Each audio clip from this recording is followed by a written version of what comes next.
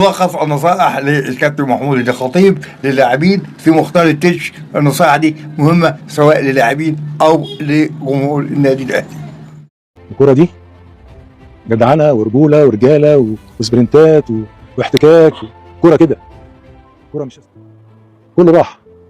انتوا دلوقتي الواجهه بتاعتنا، انتوا واجهه النادي. لكن ليه بقول الكلام ده؟ كلنا بنزول. الاهلي اللي باقي، الاهلي اللي صنع الاسم ده مين؟ الاهلي. والاهلي بيصنع اسماء كل يوم. ما ينفعش الناس تلعب باساميها، لا، الناس تلعب بمجهودها. هيبقى كده، والاهلي هيذكر اللي هيمشي نفس الخط بتاعه. ده لازم يا رجاله، لازم نفكر في ده، لازم نفكر ازاي تقدروا وتحترموا جماهير النادي الاهلي. هو ده المطلوب منكم، هو ده المطلوب منكم. النادي الاهلي غير اللي هيساهم في رفع اسم وكيان هذا النادي. احنا كلنا، وانا بالذات، عندي ثقه كبيره جدا جدا جدا فيكم، في كل واحد فيكم، ثقه كبيره جدا. ننسى الفتره دي، اقفلوها، اشطبوا عليها، نشوف اللي جاي، نقدر جماهيرنا ونحترم جماهيرنا. ده المطلوب من حضراتكم الفتره الجايه.